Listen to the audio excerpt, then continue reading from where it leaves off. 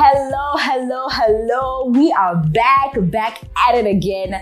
At a different place, of course. I think that every single episode we should make it at a different location. I don't know, we'll see with my team. But I am so excited to have this conversation with someone that I truly admire in the industry. And her and I have been walking together for years and evolved together. And so exciting to finally have this conversation. It's been a dream for me. To sit down with her and have a one-on-one. It's finally happening. God's time. Ladies and gentlemen, media entrepreneur, endo activist, news anchor, my big sister in the industry, Gaona Dintwe. Hi. Hi, girl. Hey. Thank you for having me. Thank you for coming over. You know, I want to be very honest. I'm feeling a little exposed because I'm sitting here thinking, okay, where are we going to take this conversation? Because we have so many intimate conversations. Yeah. On the phone especially, you know, we go for hours just like pouring it all out. So I'm like, okay, so we're pouring it all out with the cameras. Okay. So apparently I have like a little voice at TV and you. So I'm going to try and speak to you the way I speak to you on the phone. That's what I'm going to you try. have that. Yes, we all do. All broadcasters have that. Really? Yeah. Now I'm on air. I'm not even aware of it when I do it, but it's like, okay, are we to your station of choice? And really? I'm like, okay, is that how I talk should I just be like, I'll be to your station of choice? Is it wrong though? Or be to your station of choice. But it's the standard globally. Yeah. You know what I mean? But so I just think it depends on the platform. I think also at the end of the day, we're performing, guys. We are performers. Yeah. We're on stage. You know what I mean? So, but I completely understand. This is a conversation. Like, you know, we should sort of like, okay, how would we do it over the phone? Yeah. Yeah. So, where do we start with you? There's so many things I want to talk to her about. And I think we've had different conversations with you, us as media personalities with you. But there's certain things that I feel like we haven't really gotten to know how na ilimoto, as is your spirit, your soul, your being, your character, how you think, why you think the way you think, outside every other thing that has happened to you, or rather for you. So let's start first of all with the very beginning. When you first got on, was it radio? I think. Yes, it was radio. Tell me about that. Oh my God. I know you've said the story. I think, you know, for me, radio happened to me, right? Yeah. The media space in this particular context just happened to me because it was never really something that I'd ever imagined. I'll be honest with you. I loved radio growing up. I'd listen to Bushake, the mix at Kolbo, Dedication Corner, but never imagining myself as the person behind the mic. That is my honest truth, right? But I landed on radio because I needed a job. I had a media qualification. I couldn't, be on stage the way I wanted to be on stage as a performer, in theater, as an actress. So it happened, right? I applied for the job. I got it. So my first day on radio was horrific. It was devastating. I was, struggling because just the thought of so many people listening, I don't have anything good enough to say. So it was horrible. I've always wanted to ask you, Jorge, because even now when you're speaking, just the fact that you were doubtful of like, oh my goodness, how's it going to be? How am I going to sound? Like growing up, have you always been doubtful of yourself? Or were you always confident along the way? No. You started to go, No. I grew up a very reserved, shy, to a large extent, insecure little girl. You know what I mean? So even me finding the stage, I remember I fell in love with the stage in primary school. So would have these class plays. Yeah. I think every term a class would have to perform at the assembly. I don't remember how it worked. And then end of year, Christmas performances. So, I think I fell in love with that because it gave me an opportunity to escape this little girl who So you were aware that I am a bit insecure. I think I was. I wasn't able to define it then, but all I knew is that I don't like this person. But when I'm given another name and, a different character to play, then I can do that. Yeah. So I wasn't aware of what it was. It's only now in retrospect that I'm able to analyze it and, break it down as, oh, okay, so I was escaping, Yes. because even in class, I had a good voice. I loved reading. My mom, was a librarian, so would go to the library every day. And I loved reading. She was that woman who'd make sure that every day we summarize a book that we read at the library during the day, when we're waiting for it to knock off. So I loved reading. So I'd read out loud to the class. That's something that I loved. But as far as, me, I think, it was never me. So that's how I fell in love with the stage. So then that was all I did throughout primary. That was like my, platform that I escaped onto. I went to Mauka Junior Secondary School. I continued with drama, always in the drama performances. Was even part of a community theater group at some point. I remember we went to perform in Harare and I played one. So that was just me. Then went to GSS, continued on that path. So then eventually I was like, this is what I want to do, right? I guess because it felt so comfortable. It was my path of least resistance back then because it was the one thing that I could do so well. Little did I realize that I was escaping. Yeah. I was trying to not be me. Yeah. But at some point it caught up with me. At some point it caught up with you, and that was on radio. That was on radio. When now everybody, when you get on radio, when you get on TV, on anything, guys, in the industry, you always have this thing where you feel like you have to be like the other person. Yeah. Because that person did so well, you think that's what you're supposed to do, whether it's from your wardrobe, from the way you present, or the kind of content you want to do. If that's what's working, you think that's what's going to happen. Exactly, and that's what happened with you on radio. 100%. And now you're like, who am I? Who am I? I remember back then, Nontle Tema was, a big deal. I think she was such a force within the media space as a TV presenter. I think she was on Channel O back then. So I loved Nontle. So for me, that was my first point of reference because I loved watching her. So I was like, okay, I'm going to be like her. Because she also looked so cool. She sounded cool. So I started trying to sound like her. So back then there was this whole whatever in the hizzle or shizzle. That's what she did. So that's what I did on radio. So I came on and I actually called myself Lady Jizzle in the hizzle, I can only imagine how whack I sounded, but that was me. Yeah. And another thing, of course now I'm surrounded by all these men, Bo Nidintwe back then, Bo Sly, Bo Tato, Bo Emax. So then I look around and I'm like, okay, I'm going to borrow a little bit from each of these guys. And from Sly, he had these jokes that he shared every day on air. Yeah. I started scripting jokes. So I literally Google and script and I'd share jokes on air, But fortunately, all of this happened in the graveyard shift. So I had the time to learn and figure it out, doing graveyard literally 12 to 3 and at some point 3 to 6. But I think the first 2 years. Wow. Right. And I had a Saturday slot and that had a lot of talking, a lot of engagement interviews. So I never really had to worry about who am I in those platforms because I was just facilitating for other people to present. Yeah. So that's how it started. And it took me from 2006 to 2008. I think that is when I was like, no. What made you to get to that point? Because now I was given this major slot. I got Who said what you were doing was wrong? No one did, but I was struggling. So how struggling? Because I would feel so horrible after, every day I got off air, I'd feel like, I'd feel like I was lying to the audience. Do you know what I mean? I would honestly feel like I was lying. The opinions I was giving weren't mine because I would Google for opinions on certain things. I would go on to, I think back then it was just Google. There was no Facebook, social media. And see what opinions there were on whatever, whether it's current affairs. And then I'll take this article from News 24 and present it as my take on things. You know what I mean? Yeah. So that is what I did. And I dreaded being asked what my take on things was, right? The one thing I remember back then that I was passionate about was Big Brother. So I would watch Big Brother and I started actually being a Big Brother correspondent on other shows. So I think that was the one thing that I absolutely loved and I would literally just share my honest opinion on. Yeah. But everything else just felt fake.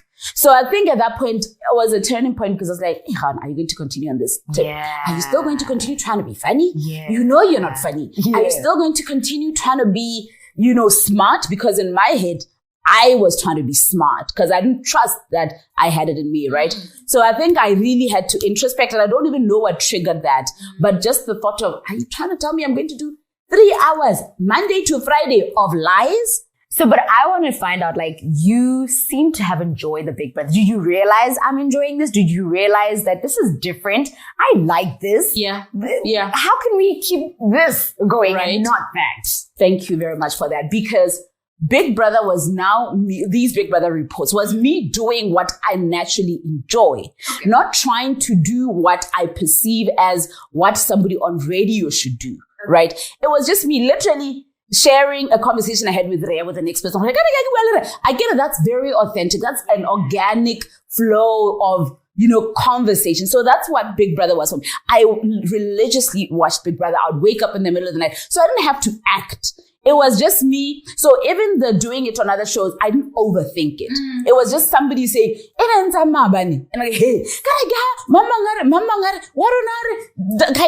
you know what I mean? Too much. Never. You're just telling them. I was thank you. And the reason why I'm happy you asked that, because I think that is what then determined the switch. Because it's like, there are things I like doing. Yeah. How about I share more of that? Yeah. How about I use this platform to share the kind of things I like? Did you not feel like you're being selfish though with your platform? I always felt that way with radio, where I feel like because it's someone else's platform, unlike with this, I will do what I want. I'll talk about what I want.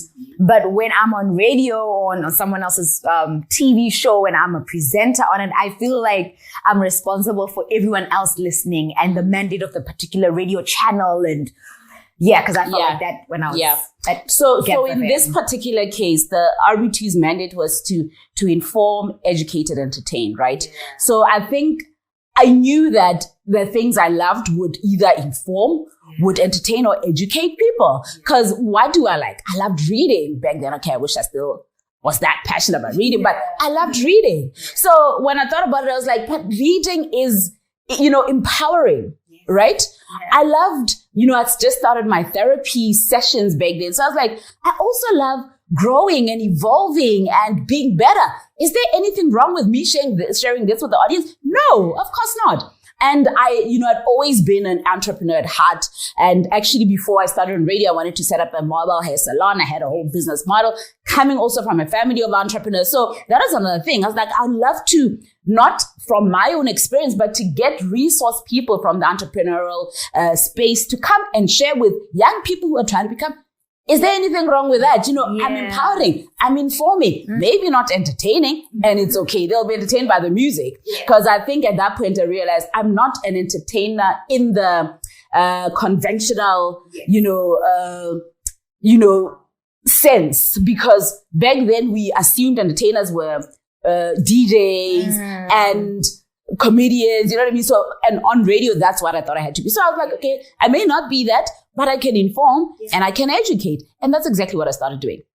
I want to find out, from the moment that you felt like, okay, this is what's working. And now you're like, okay, I need to figure out how can I bring that and do that. What was happening? Was it a process? Was it days? Was it one day? Like, what happened? Were there any debates you were having in your mind? Like, a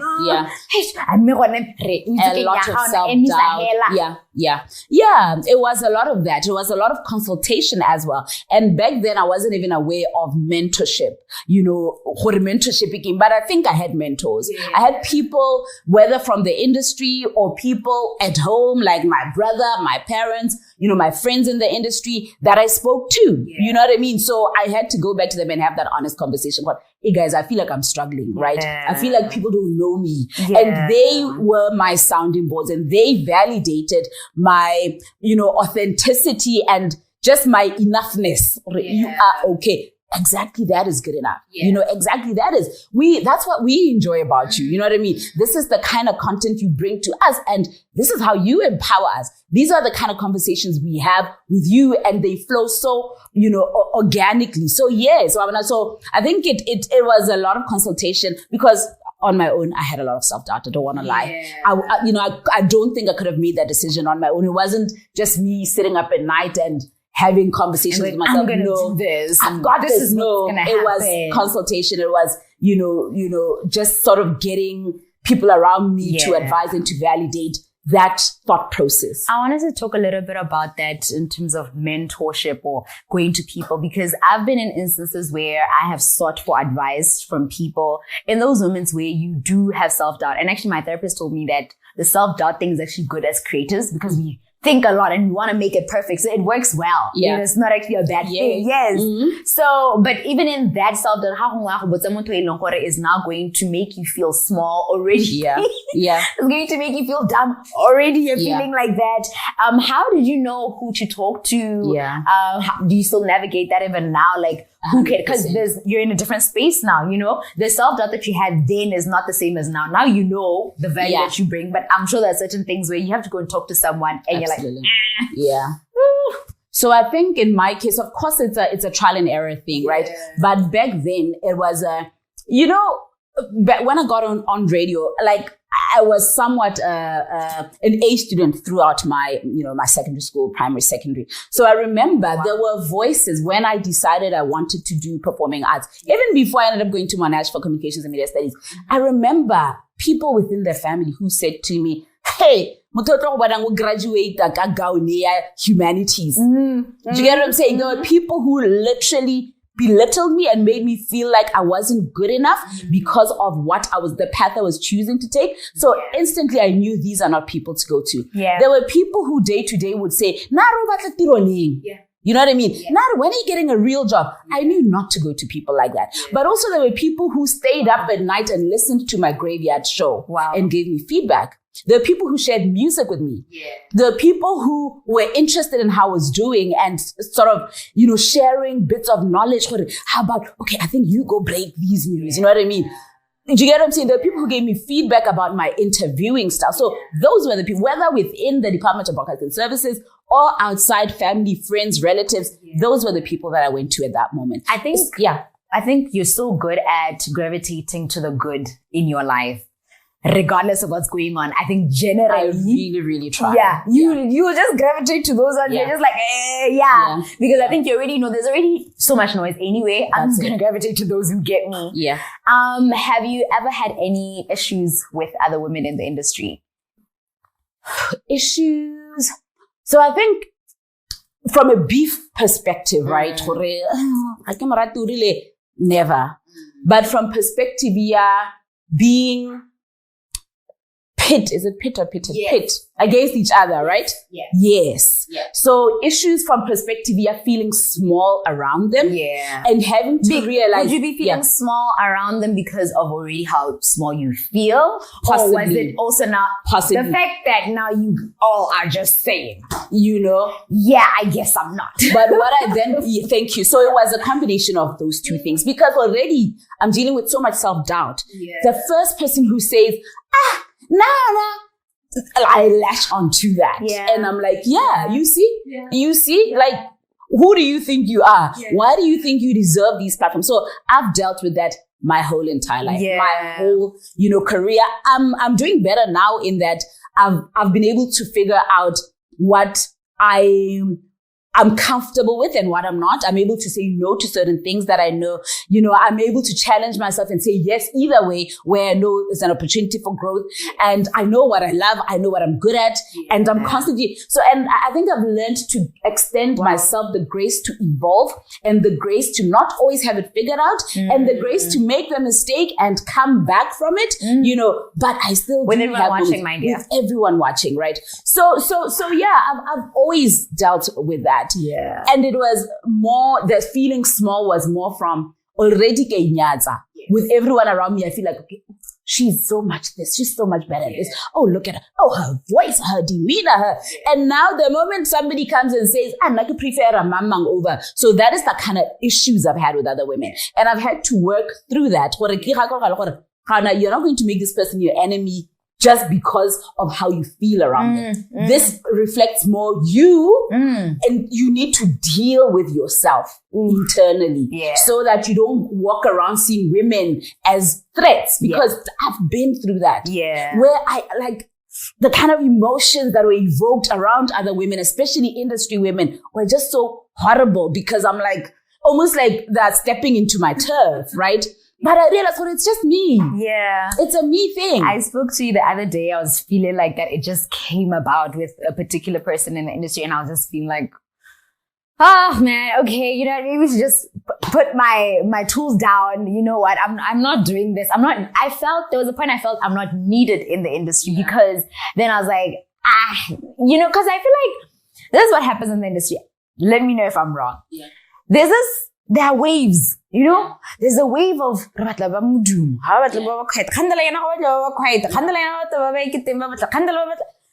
yeah. And sometimes I feel like I had fit the mold so well for so long that now when I was feeling like I'm being challenged to fit a new mold or to challenge myself more, I felt like, and you were just like, no, girl. Imagine robbing the industry of of all of this, you know what I mean? Of all this energy. And the thing about it is, I've come to realize that the pie is enough, guys. Yeah. The cake is enough for all of us. There's a space for all of us, right? There's something that you specialize in that I could never be like due to the level that you're able to execute it at just by being you, right? So for me, I remember having that conversation and thinking, no, we need you as you are, and don't even think you need to be anything but that. Exactly that. Because I think the most difficult thing with being a creative in this country is, yes, you're good at this. Even if it's not even creative, any industry, sometimes you know that you're good at this and this is the value that you can bring, but the surrounding circumstances do not depict that. They don't maybe understand what you are, who you are, and what you're bringing. And then you want to be like someone else because that's what's working. And you've just kept it. I remember even the next event, I was like, oh my gosh, that event was like so me, so me. I felt so alive. I'm like, oh, okay, I guess I need to just keep at that. You've always been a big sister to me, like I mentioned at the beginning. And when we were at an influencer event recently, everyone was saying the same thing about you. Hana is such a big sister. And I asked you, how do you do it? When are you close with everyone? I'm just like, I ain't close to everybody. Like, how do you do it? How are you a big sister to every single one of us? Do you think it's something that you had to decide is what I'm going to do? Is it because you're a big sister in your family anyway? Possibly. Yeah. Thank you for even bringing that up because I wasn't even aware of it.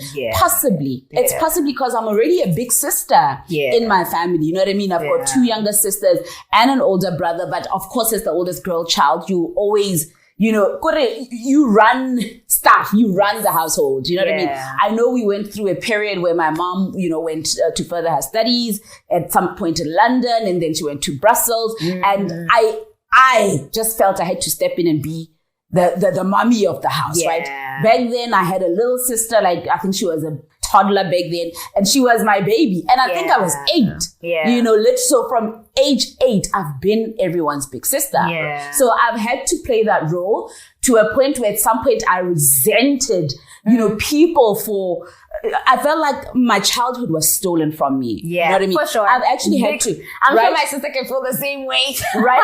Because she's such a big sister with the boys, and I'm just always like, girl, because I've been the only child for the longest, and so I can't relate, guys. So for the oldest girl child, you just lose. I remember, I keep saying to my mom, and I know I make her feel bad, but like I think we've gotten to a point where we can laugh about it. But I've said to her, I remember, I think I was about 10, but just because I had 2 younger sisters, we're going on a family trip. And when we got there, the little girls' jerseys were not there. And I got in trouble for not, and I'm like, thinking back, I'm like, why did I have to make sure that you get what I'm saying? So it was that. So I think I've always done it so effortlessly. It's not even something I think about. If anything, I have to think about not being everyone's big sister. I need to think about also nurturing the little girl inside of me, not, I don't want to say not caring, but not being so invested in is everyone around me, But also I had to learn, like I'm saying, it was quite a journey learning to not view especially y'all are hot, Ria. Y'all are beautiful and young. And so I had to not look at you guys as threats, but if anything, help enable, you know what I mean, your success, help ease things for you in the industry, because, of course I had women around me, but I never really had those women holding my hand. Yeah. You know what I mean? Saying, girl, this is how to navigate the industry. It's okay to feel that way. You're good. Keep going. I remember, and I'm going to give her credit, but Gloria Kosi is one of those people who's been that for me, right? She's believed in me, she's pushed me. But I didn't have enough women around me doing that for me. Not that I had beef with other women, they were good to me, but not necessarily from a mentorship. Let's go, you got this. So I had to be very conscious of, I need to do this for anybody who's coming up, anybody who, and without even imposing it, because I know I don't have it all figured out. You've had to hold my hand and pull me at some point. So I'm also very aware of that. I also need to learn from Ria. Ria is not a threat. Ria has strengths that I don't. And I should be able to draw from that, right? So I think I just got to a point I was like, you're not going to be that girl. I've always been so grateful that you and I have such a good relationship, because I would always feel like we're so similar. You started Gaona Live. 3 months later, I did Round Line. And I was so afraid that people might put us against one another. But none of that actually happened. I think it's because of our age differences and just the kind of and our personality. Yes. Yeah. So recently, I hope I'm allowed to share this. Yeah, of course. Yes. Of course, so she has something coming up, very soon. I think probably by this airs, it'll be out. Yeah. And I was like, oh my goodness. Okay, is it going to be the same? How can we be different? And you told me about what you're working on and what I'm working on now, this podcast. I'm like, okay, we're actually so different. We're very different. Yeah. We're very different. Yeah. And that's it. Just appreciating that and celebrating diversity, because I think that's another thing. If we view each other as fighting for the same space, 'cause you know what I mean? Even Ria. By the next person, by the next person. You know what I mean? So even from Gerard, because this industry is very, what do you call it? It's all about the pretty center, about the right? booty. It's all about the booty. It's very superficial. There's that we can't run away from. Yeah. But even then, everyone offers something different, guys. Yeah. You know what I mean? Yeah. So there's a signature look and style that Ria will bring that the next person's not. So so why should I then, from a personality, from a character, flair perspective, I know even on stage, I'd be comfortable hosting an event with you, because I know we're not competing for anything. We're just bringing different. They would never let us. No, they wouldn't. They wouldn't. They wouldn't. They always want a woman and a man. They can't put two ladies together. I know. How have you felt, or rather dealt with, rejection from MC gigs particularly? I want to talk about that one. We'll talk about radio, TV. The MC world is a new thing right now. That's just it's popping. Yeah. And you have been in the game for so many years. Yeah. You need to tell me how you manage with the rejection, girl. This particular event, and then go with someone else. Or if especially with me, I'd be like, oh my gosh, I really want this. And then they go with someone, I'm like, guys, I really wanted that. Right? Yeah. It's hard. Yeah. I want to be very honest with you. That's one of the toughest things I've had to navigate. Especially but you're like, but I really wanted that. But you know what I mean? It's okay. Let her do it. And also then fighting to not then be bitter. You know what I mean? I could have done, you know what I mean? Yeah. I'm constantly battling with self and just trying to say, we're going to get, no.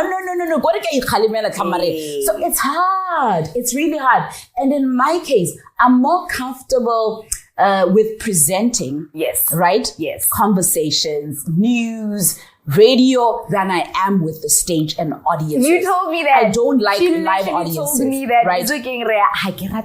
MC, it doesn't come natural to me. I'm like, we're in Dubai when you're saying this. I'm like, yeah. What even did you just see when you're in that blue suit? I'm like, what are you talking about? Yeah, right? Yeah. So I think the rejection in my case, I personalize it so much because I'm already doubting that my skills where that is concerned, you know what I mean? What I've got to offer in that space. Yeah. It's one of those things emceeing just happened to me yet again because I was in the industry and it was just one of those things that, then would come as a ripple effect. Yes. Oh, she's on TV. Oh, can you come MC? I started because I also needed the money. Yeah. So I think only now am I comfortable enough to say, okay, so I know the kind of events that I would nail and I want to gravitate more towards, you know what I mean? Because it's not something that I enjoy doing. So imagine now, the moment you reject it, it's because we told you. We told you. You're so not it's hard. good. It's hard. I've just had to now, how to get it? It's a constant conversation in my head. For the girl, there is enough to go around. You know? And it's okay. Just what things happen as they should. What's meant for you will not miss you. Baby. I wanted to talk about money. Money. Which man? The one you're making in Dubai, okay? I thought that would be a Dubai. Anyways, So, I mean, you're in the media space. I won't lie to you. I'm going to be very frank with you. After I finished from 5, I was like, I want to do media. And my parents were like, you're joking. So I applied go UB accounting. I applied go Limco for broadcasting. And then I got accepted. My mom was like, you went to waste people's ink and paper and your time. I was like, oh my gosh. Anyway, went into UB, did accounting, because then I was like, okay, I just don't want to be poor. Like, I don't want to be poor. In gabs. I'm like, nah, guys, I want to live a good life.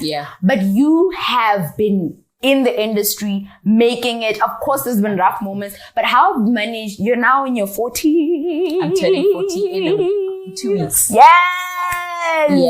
So how have you managed to keep afloat financially? What are some of the principles that you've had to now? You've made mistakes and now you're like, okay, when I get an MC, maybe this is what I did, this is what, just so, because kuna rough. And I feel like for me, I've noticed that the industry does have, it's lucrative. You just need to be smart about it. So I want to find out from you that journey financially. Let me tell you, the honest truth there is trying to depend on the industry as your sole income source is hard, right? Especially one element of it. For instance, MC, right? No, you can't.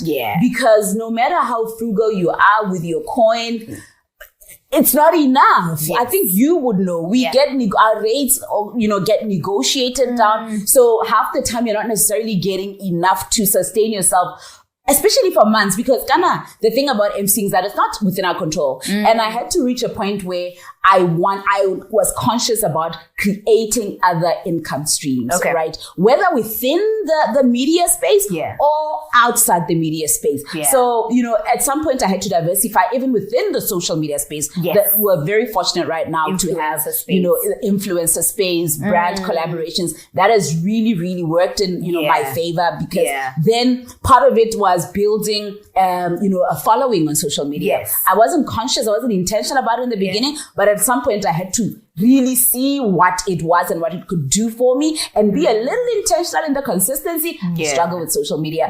But, that has really worked, for me in my favor. But where I am right now, one of the biggest lessons I've learned is diversify. But I'm in such a, great place right now, and I'm like, I don't want to take it for granted. I'm now able to do even consultancy work. Another space that I had to move into. I don't trust my expertise, but I just had to do it. I had to do it. I was like, let me grow. 16 years later, back then I'm like, no, I have to go into this space. So now there's so much to do, and I'm finally comfortable. I'm not rich. I'm not making it, not even half as much as I'd like to, but I'm comfortable, and I can see now that, what's going on. I'm heading somewhere. You know what I mean? I'm able to start accumulating. Now I can talk about starting to invest. So, and I'm grateful for the season, right? And I think it came with wisdom as a result of all the mistakes and just all the grueling, experience that I've had to go through due to this industry. Wow. It ain't easy, girl. But we love it. I do. I love it. I just feel like I want to stop it. You want to stop? Really? I do. And why would you want to do that? Hey, gala, hey, but people feel like they own you. Where are you? Why? Hey, I'm coming to I get tired. I don't want to do this. I don't want to do this. I don't want to post for you. I don't want to come to I'm good. I'm very good. So, but doesn't that mean then that we need to have these honest conversations more?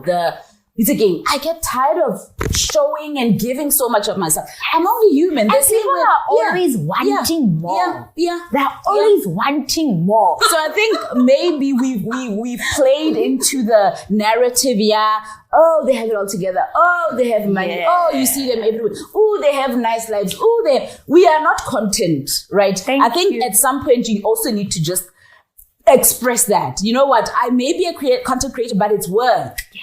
But I cannot always be content, guys. I have moments where I just want to. So I'm in that phase. I'm in that space. So I think I've gotten to a point where I also as a business, decided, okay, maybe I need to just let go of my social media and allow somebody to manage it. Yeah. Or yeah. It's okay because I can't. Yeah. No, I can't. Now with social media, no, it's hard. But I also realized the importance of it. So I'm like, okay, and thanks to your advice as well, helping me, get that in order. People. Absolutely. I think I've seen the importance of a team. That's it. Because I think because I'm like 30 years. So now you're just like, I don't know, this thing of like showing my whole life is just starting to. I don't want to show you what I'm doing. I don't want to show you what I'm how much we love it? I don't. We love it. I told my team like, that's fine. Now I'll cook because I want to cook. Yeah. Why not? I'll shoot the cap. Nah, I don't want to do it anymore. Yeah. But it's so unfortunate that you get to these points of like fatigue or industry fatigue or whatever when it's fruitful for you. Imagine. When at it's the most critical point, right? So I guess also it speaks to making a business decision at certain points. Now saying, okay, this is not about my brother has said that to me, and I really, that's when I also then learned, the value of a team. He said to me at some point, you need to separate yourself from the Gaona brand. You need to understand that this is a business, and you can't be emotional about every little decision.